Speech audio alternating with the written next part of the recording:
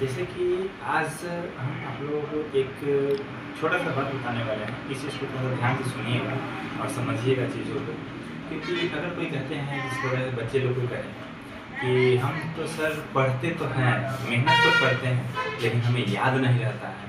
हम 2 घंटा नहीं 4 घंटा पढ़ते हैं, यहाँ तक कि 5-5, 6-6 घंटा पढ़ते हैं घर में बैठ के, लेकिन फिर भी हमें याद नहीं रहता। आज हम थोड़ा-सा अगर किसी को भी मेमोरी लॉस यानी किसी को अगर सही तरीक़े से याद ना हो, तो उस याद को करने का एक छोटा-सा बताने जा रहे हैं। थोड़ा ध्यान से समझिएगा चीज़ों को, ठीक है?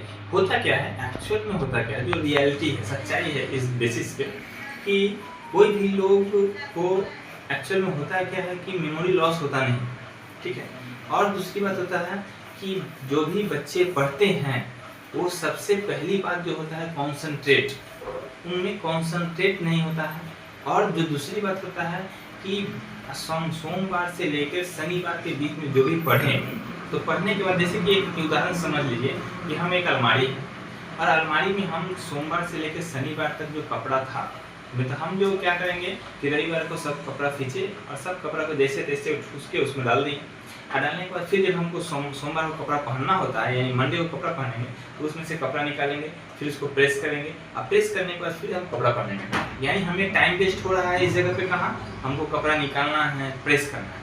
अगर यही काम अगर हम क्या करते हैं कि रविवार को दिन ही उस कपड़ा को उसी समय चपेट के बढ़िया से उसको इस्त्री मारकर एक जगह सही से रखते, तो क्या होता, मेरा टाइम बचता। टाइम क्या बचता कि सोमवार को उठें, डायरेक्ट मेरा एक जगह जानते हैं कि नीला, काला, ब्लू जो भी मेरा शर्ट है चाहे पैंट है, उस जगह रखा हुआ है, डायरेक्ट निकालते हैं और पहन लेते हैं। लेकिन ऐसा ही आजकल स्टूडेंट लाइफ में करते हैं। बच्चे लोग क्या करते हैं, सोमवार से शनिवार तक पढ़ते हैं, लेकिन उसमें से क्या होता है कि पढ़ते चले जाते हैं और बहुत सारा ऐसा चीज़ जो होता है दिमाग में उनके पास स्टोर हो जाता है। और वह स्टोर होता है जब हम किसी चीज़ को जब एग्जाम में बैठते हैं या फिर कोई अगर पूछ देता है, तो उसमें अब क्या करते हैं, निकालने सोचने लगते हैं।